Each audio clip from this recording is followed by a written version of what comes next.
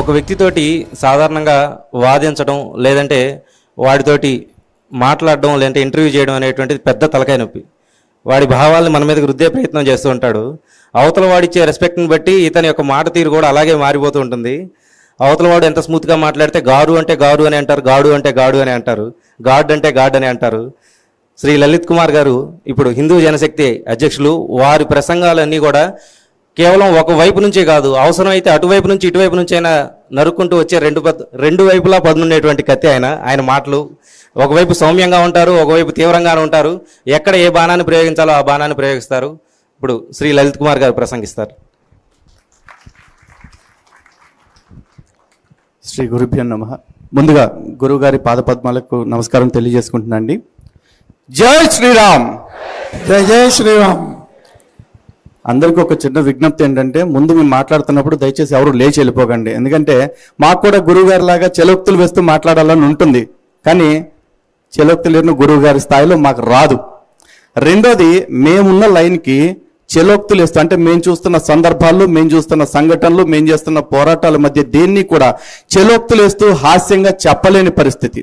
ఎందుకంటే నిత్యం రక్త కన్నీరు అంటారు చూసారా, అలాంటి పరిస్థితి ఈ దేశంలో హిందువులను చూసి, హిందువులపై జరుగుతున్న దాడులను చూసి వస్తూ ఉంటుంది. దాన్ని ఏ పరిస్థితుల్లో వక్రీకరించి జోక్గా చెప్పాలో మాకు తెలియదు. కాబట్టి మా ప్రసంగం కాస్త బోర్గా ఉండొచ్చు.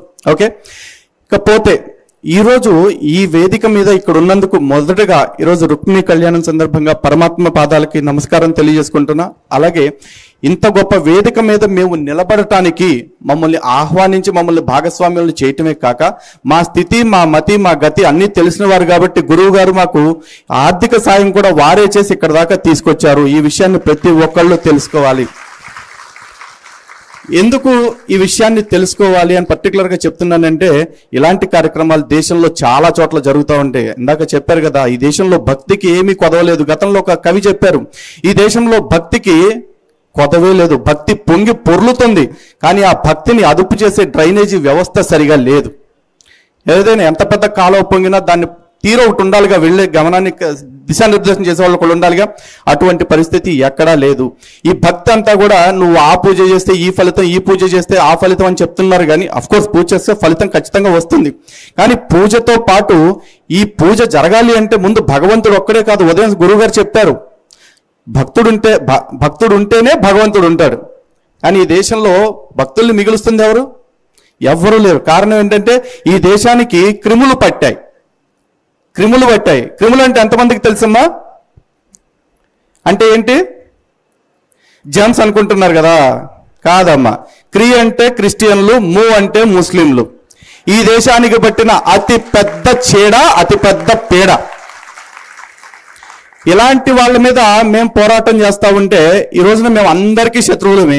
చివరికి ఎట్లా అంటే కొంతమంది స్వామీజీలు, ప్రవచనకర్తలు కూడా మమ్మల్ని పక్కన పెట్టుకోవాలంటే, మా పేరు చెప్పాలంటే కూడా భయపడుతున్నారు. ఎందుకంటే వీళ్ళు మాట్లాడే మాటలన్నీ రేపు మంతాలకు చుట్టుకుంటారా బాబు అని చెప్పేసి. ఇలాంటి పరిస్థితుల్లో మమ్మల్ని పిలిచి సన్మానం చేస్తాం అనటమే కాకుండా, ఆ సన్మానానికి ఖర్చులు వారే పెట్టుకుని వచ్చేందుకు మళ్ళీ బహుమానము, పారితోషికం ఇచ్చి మమ్మల్ని ఇంకా ఇలాంటివి చెయ్యండి అని నడిపిస్తున్నారంటే ఈయన గురువు అనాలా, భగవంతుడు అనుకోవాలని నేను చెప్పండి.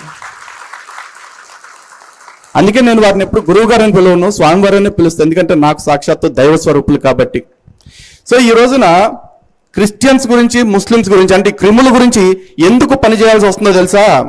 ఈ దేశంలో చాలా మంది హిందువులు క్రిస్టియన్లు, ముస్లింలు అనే పేరు పలకాలంటే కూడా భయపడే పరిస్థితికి వచ్చేసారు. ఎందుకంటే వాళ్ళనంటే ఎవడొచ్చి మీద పడిపోతాడన్న భయం.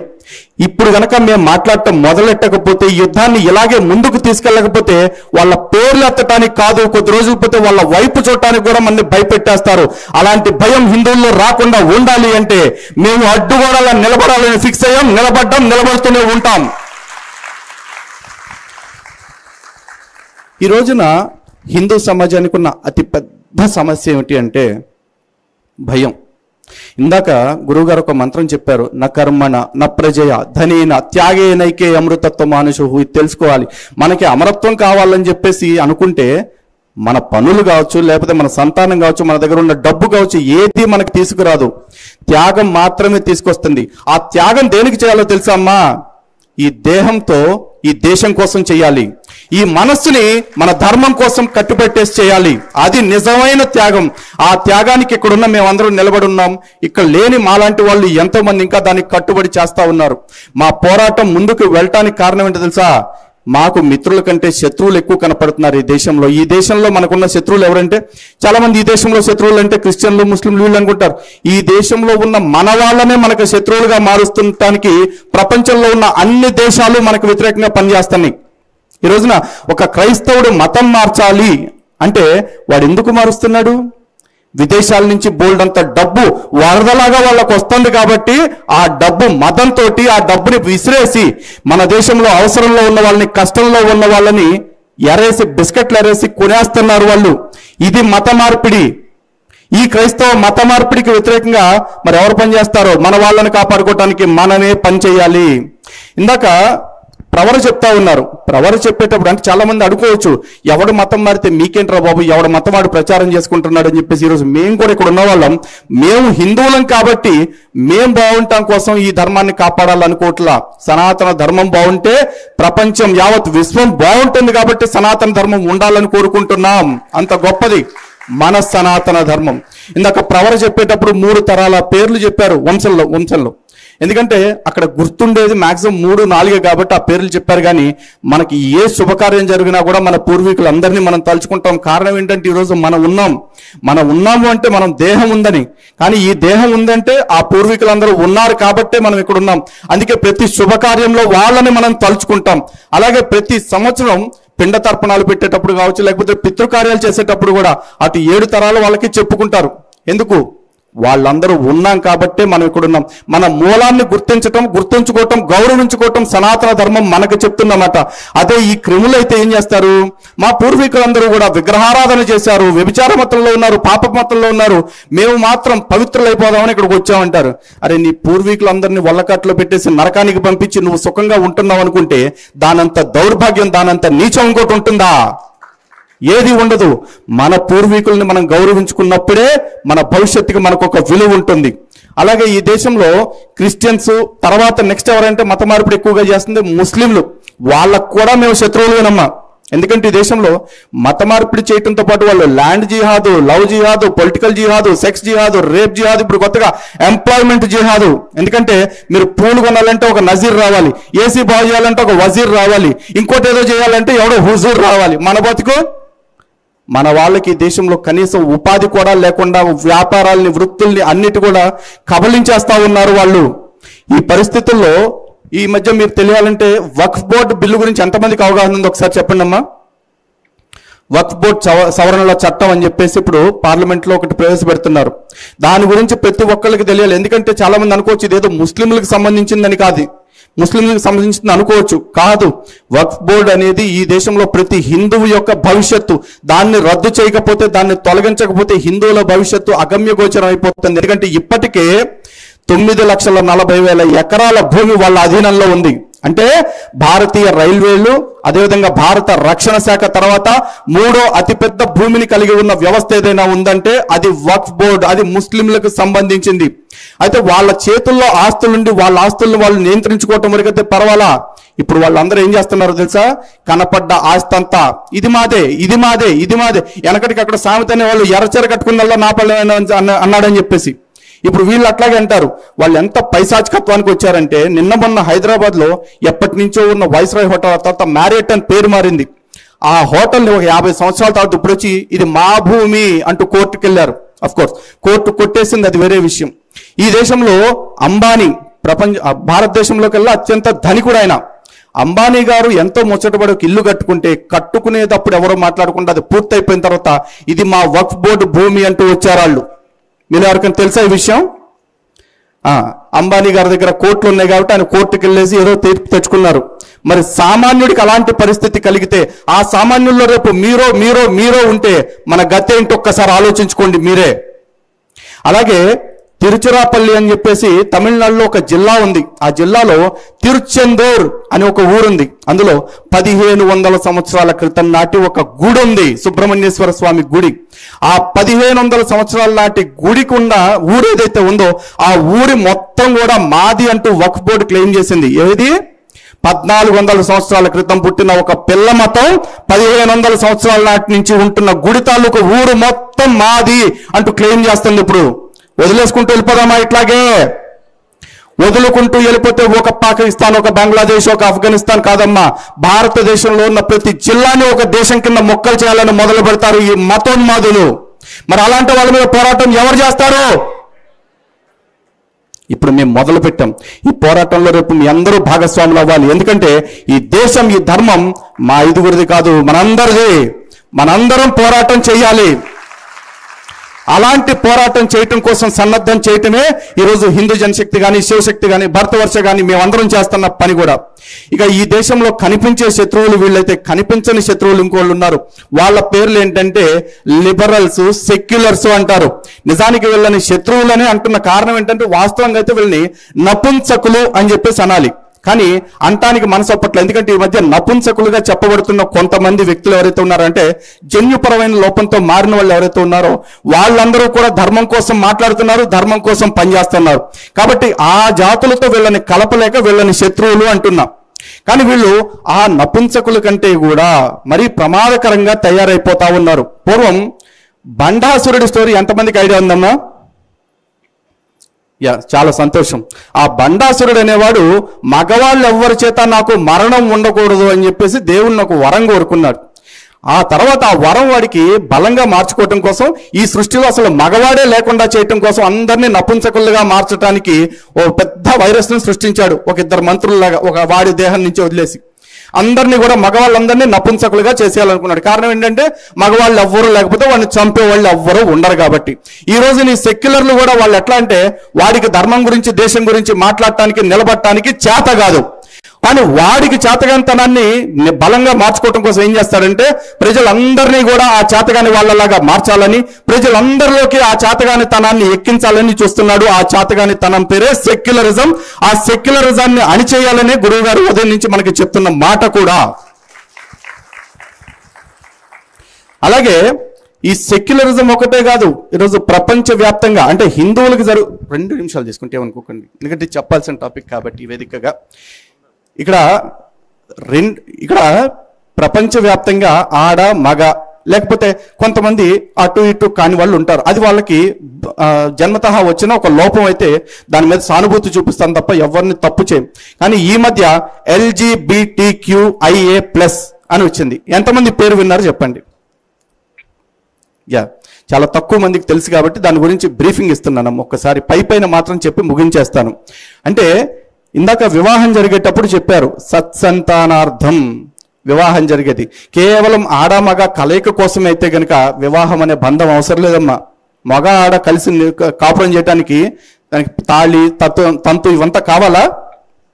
అక్కర్లా. కానీ ధర్మబద్ధమైన సంతానాన్ని పొందాలి, ఆ ధర్మబద్ధంగా కామాన్ని అనుభవించాలి. ఎందుకంటే భగవద్గీతలో స్వామి స్వయంగా చెప్తున్నారు మనకి, ధర్మావిరుద్ధో భూతేషు కామోస్మి భరతర్షభ అని చెప్పారు. అంటే ధర్మ విరుద్ధం కాని కామాన్ని నేనే జీవుల్లో ఉండేది అని చెప్పారు.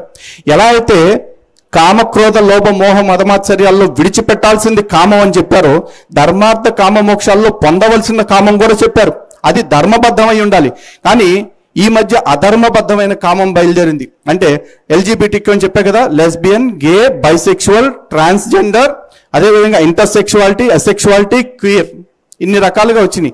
ఇక ఆ పక్కన ప్లస్ ఒకటని యాడ్ చేశారు. ఎందుకంటే ఫస్ట్ LGBT అనే స్టార్ట్ అయింది, ఆ తర్వాత LGBTQ అయింది, ఆ తర్వాత IA+ అని ఇంకో 2 జాతులు వచ్చాయి.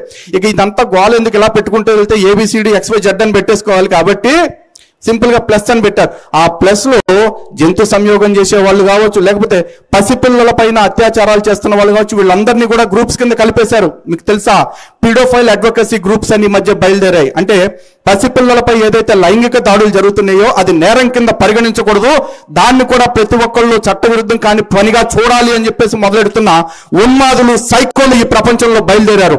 వీళ్ళందరూ ఖాళీగా లేరు, వందల వేల కోట్ల నిధులతో పనిచేస్తున్నారు. అలాంటి వాళ్ళందరి గురించి ఈ సమాజానికి అవగాహన కల్పించడం కోసం, ఈ సమాజాన్ని చైతన్యపరచడం కోసం మేము అంత బలమైన శత్రువులతో పోరాటం చేస్తున్నాం. మా దగ్గర 100 కోట్లు లేవు, 1000 కోట్లు లేవు, ఎప్పటికీ రావు, ఇది క్లియర్. కానీ గుర్తు పెట్టుకోండి, మా ప్రాణాలు అనేవి ఉన్నాయి. ఆ 1,00,000 కోట్లతో సమానమైన ప్రాణాన్ని మాత్రం మేము వాళ్ళ కోసం అడ్డం పెడతానికి సిద్ధంగా ఉన్నాం. ఈ ధైర్యానికి కారణం మాకు గురువు గారు ఇచ్చిన మంత్రబలం.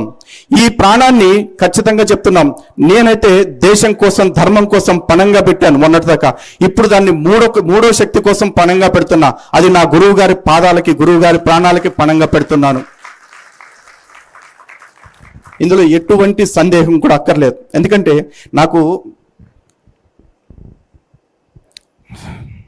నాకు బేసిక్గా ఫస్ట్ నుంచి గురువు ఎవరు లేరండి. నాకు కర్ణాకర్ కూడా ఉంటుంది, ఎందుకంటే ఆయన పుట్టుకతో క్రైస్తవుడు, నేను మధ్యలో క్రిస్టియానిటీలోకి పోయి వెనక్కి వచ్చిన వాళ్ళు. మాకు ఈ గురువులు, ఈ వ్యవస్థ ఇదంతటి గురించి పెద్దగా తెలియదు. ఎవరో ఒకసారి ఒక పెద్ద ఆయన అన్నారు, ఏదో ఒక టైంలో నీకు గురువుని నువ్వు వెతుక్కుంటూ వెళ్తాం కదరా బాబు, నిన్ను అనుగ్రహించడానికి ఎవరో గురువు వెతుక్కుంటూ వస్తారన్నారు. అది ఒక సంవత్సరం క్రితం మా గురువు గారు నాకు ఆ భాగ్యాన్ని కలిగించారు. సో ఇంకా చాలామంది మాట్లాడాల్సిన వాళ్ళు ఉన్నారు కాబట్టి 2 మాటలు చెప్పి ముగించేస్తానండి. ఈ ప్రాణం గురించి చెప్పా కదా, ఈ ప్రాణం పోతుంది అన్న భయం ఎప్పుడు పోయింది. ఎందుకంటే ప్రతి వాడు ఈ భూమి మీదకి వచ్చిన ప్రతి వాడు బతకటానికి రాలా, ఏదో ఒకరు సావటానికే వచ్చిన వాళ్ళం. ఎందుకంటే ఈ భూమి మీద ఎల్లకాలం బ్రతకాలి అని కోరుకుంది అప్పట్లో రావణాసురుడు, మహిషాసురుడు, ఇందా చెప్పే బండాసురుడు, హిరణ్యాక్షుడు, హిరణ్యకశిపుడు ఇట్లాంటి రాక్షస సంతతి మాత్రమే ఎల్లకాలం బ్రతకాలని కోరుకున్నారు. ఇప్పుడు మాకు నిత్య జీవం కావాలని ఈ క్రిములు కోరుకుంటాయి. మనం ఎప్పుడు కూడా నిత్య జీవం కోరుకోము, నిత్య శూరత్వం కోరుకుంటాము, ముక్తి కోరుకుంటాము. ఎందుకంటే అక్కడికి వెళితే సదా పశ్యంతి సూరయ తద్విష్ణోహ పరమం పదం, అక్కడికి వెళ్ళి నిత్యం భగవంతుడిని అనుభవిస్తూ భగవంతుడిని చూస్తూ బ్రతికేస్తాం. అంతకంటే ఆనందం ఈ ప్రపంచంలో ఎవ్వరూ కోరుకోరు. కానీ నేను ఆ ముక్తిని కోరుకోవట్లేదండి. నేను మళ్ళీ జన్మ కోరుకుంటా, మళ్ళీ జన్మను కోరుకుంటా. కనీసం 100 జన్మలు నేను పుట్టాలి, ఈ భారతదేశం మీద పుట్టాలి, ఈ దేశంలో హిందువుగానే పుట్టాలి, ఈ ధర్మం కోసం, ఈ దేశం కోసం 100 సార్లు చావాలని కోరుకుంటున్నాం. అలా చచ్చిన తర్వాత ఇక్కడ నా పేరు రికార్డ్స్లో ఉండొచ్చు, ఉండకపోవచ్చు, కానీ భగవంతుడి రికార్డ్స్లో మాత్రం ఖచ్చితంగా సువర్ణాక్షరాలతో లిఖించి నా పేరు ఖచ్చితంగా ఉంటుంది. నాలాంటి వాళ్ళందరి పేర్లు అక్కడ ఉంటాయి. దానికోసం మేము సిద్ధంగా ఉన్నాం. చాలా సంతోషం ఇంత మంచి అవకాశం ఇచ్చినందుకు గురుగారు, మీ పాదాలకు మరొకసారి ధన్యవాదాలు తెలియజేసుకుంటా అండి. జై శ్రీరామ్, భారత్ మాతాకి. మనసు విప్పితే ఎలా ఉంటుందంటే అలా ఉంటుందండి. మాటలు రాకపోవడమే మనసు విప్పడం అంటే. అట్లాంటి పరిస్థితుల్లో ఇవాళ మా లలిత్ గారిని చూసాము. ఆయన అన్నారు, నేను మీకు బోరు కొట్టిస్తానేమో అని. కాదు లలిత్ గారు, మా ఆ బోరుని కాపాడారు మీరు. మమ్మల్ని కాపాడిన వాళ్ళు, కాపాడడానికి కంకణం కట్టుకున్న వాళ్ళు. ముఖ్యంగా మీరు చెప్పిన ఒక మాట మాత్రం చాలా అద్భుతమైన మాట చెప్పారు. దైవం మానుష రూపేణ అని చెప్పారు మన వాళ్ళు. అలాగా దేవుళ్ళు ఎక్కడి నుంచో రారు, గురువుల దగ్గర నుంచే వస్తారు. గురువులే దేవుళ్ళు.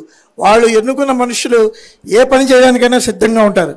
అందుకు అందరూ సిద్ధమే మీ వెనకాల ఉండడానికి, మీ నమ్మకాలని సమర్థించడానికి, మిమ్మల్ని మీ వెన్నంటి నిలవడానికి ఇక్కడ ఉన్న అందరూ సిద్ధమే. ఎందుకంటే వీళ్ళందరూ గురువు గారు ఎన్నుకున్న మనుషులు కాబట్టి వీళ్ళందరూ సిద్ధమే. కాబట్టి మీకేం భయం లేదు, నిర్భయంగా ముందుకు వెళ్ళండి. మీ వెనకాల ఈ సాగరం అంతా వెనకాల వస్తుంది. పద్మాకరం అంటేనే సాగరంలోంచి వచ్చినవాడు ఆయన. ఆయన తమ్ముడు రత్నాకరం, ఆయన అంతే, ఆయన కూడా సాగరం నుంచి వచ్చినాడు. అంటే వాళ్ళ తండ్రి గారు ఆలోచించి పెట్టిన పేరు. కాబట్టి మేమంతా మీ వెనకాల ఉంటాం. చాలా మంచి విషయాలు చెప్పినందుకు మీకు మా అభినందనలు తెలియజేస్తున్నాం. ఒక చిన్న మాట అండి, ఇందాక కొంచెం ఎమోషన్లో మర్చిపోయాను. అంటే గురుగారి గురించి ఇంకొక విషయం చెప్పాలి. ఎందుకంటే మా కట్టెలు ఏవో నిలబడి ఉన్నాయంటే నిలబడి ఉన్నాయి, కానీ మా స్థితి ఏంటి, గతి ఏంటి అన్నీ వారికి తెలుసు కదా. వారు మాకు ఇక్కడ సన్మానం చేయటము అనేది ఒక నెపం మాత్రమే. స్వామివారి అసలు ఉద్దేశం ఏంటంటే మాకు సహకారం అందజేయటం, అందేలా చేయటం, అది వారి ప్రధాన లక్ష్యం. దాంతోపాటు మాకు దైవ బలం, ఇంకా ఎలాగో గురుబలం స్వామివారు ఉన్నారు. దైవబలం కావాలంటే ఈ పుణ్యక్షేత్రాలు అన్నీ చూడాలి.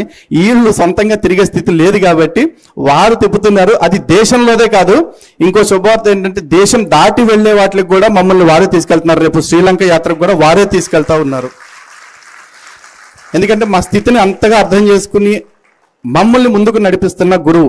ఈ రోజున గురువుల గురించి చెప్పేటప్పుడు ప్రధానంగా 2-3 గురించి చెప్తారు. అందులో ఒక ఆయన సమర్థ రామదాస్ గురించి చెప్తారు. ఛత్రపతి శివాజీ మహారాజుని వారే మార్గదర్శనం చేశారని. అలాగే హరిహర రాయలు, బుక్కరాయలు వారు విజయనగర సామ్రాజ్యాన్ని ఏర్పాటు చేసే ముందు విద్యారణ్యుల వారు చేశారంటారు.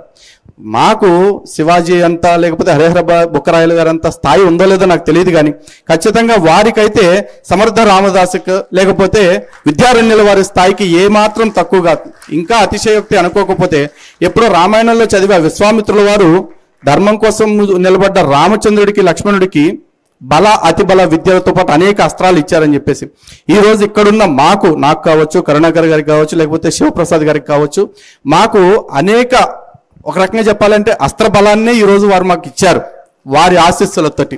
అందుకు గురువు గారికి ప్రత్యేకంగా ధన్యవాదాలు తెలియజేసుకోవాలి. వారి గురుత్వాన్ని శిరసా వహిస్తున్నాము. ఇది జీవితాంతం ఇలాగే ధరిస్తూ ఉంటాం. జై శ్రీరామ్. మీ అందరికీ మంచి గురువుగారి అనుమతితోటి ఒక చిన్న విషయం మీద మీ అందరికీ ఒక అవగాహన అండి. ఎందుకంటే రేపు మీరు మీ బిడ్డలు ఎవరైనా సరే ఈ ప్రమాదం బారిన పడే అవకాశం ఉంది కాబట్టి ఈ మధ్య ఇన్స్టాగ్రామ్, ఫేస్బుక్, యూట్యూబ్ ఏది ఓపెన్ చేసినా కూడా హిజాబ్ ఛాలెంజ్ అని ఒకటి కనపడుతూ ఉంది. దయచేసి దాని విషయంలో అప్రమత్తంగా ఉండండి. హిజాబ్ ఛాలెంజ్ అంటే ఏంటంటే ముక్కు మొహం తెలియని హిందూ ఆడబిడ్డలు ఎవరైనా రోడ్ల మీద కనపడితే మేము ఎంతో మంచి వాళ్ళము, మా కట్టుబాటు ఎంతో మంచిది అని చెప్తూ కొంతమంది ముస్లిం ఆడవాళ్లే వచ్చి మేము ఎలా అయితే ముఖాన్ని కప్పుకుని హిజాబ్ వేసుకున్నామో అలా మీరు కూడా ఒక ఫోటో దిగండి చాలు అని చెప్పేసి ఆ హిజాబ్ని ప్రచారం చేస్తున్నారు. ఎందుకంటే చాలా రోజుల నుంచి ఎవరైతే ముస్లిం స్త్రీలు ఈ బురకా ముసుగులో లేదు హిజాబ్ బానిసత్వంలో మగ్గిపోతా ఉన్నారో అలాంటి వాళ్ళందరినీ ఆ బానిసత్వం నుంచి బయటికి తేవాలని నరేంద్ర మోడీ గారు కావచ్చు, లేకపోతే ఇంకొంతమంది కావచ్చు ప్రయత్నాలు చేస్తూ ఉంటే వాటికి విఘాతం కలిగించడం కోసం హిజాబ్ను ఒక ఫ్యాషన్ లాగా సృష్టించే ప్రయత్నం చేస్తున్నారు. నిజానికి అది ఒక బానిసత్వపు చిహ్నం, గుర్తుపెట్టుకోండి.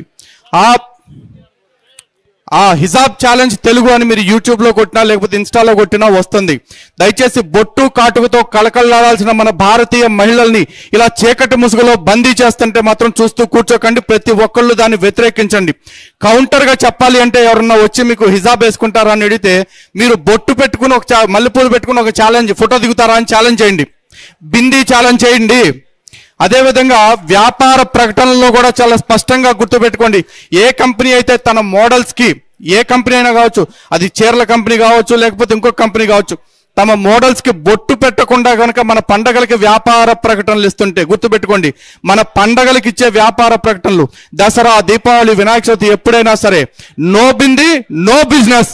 ఎవరైతే బొట్టు లేకుండా మోడల్స్ని పెట్టి మన పండుగలతో వ్యాపారం చేయాలనుకుంటారో అలాంటి వ్యాపారాలని ప్రతి ఒక్కళ్ళు కూడా నిషేధించండి, ఖండించండి. జై శ్రీరామ్.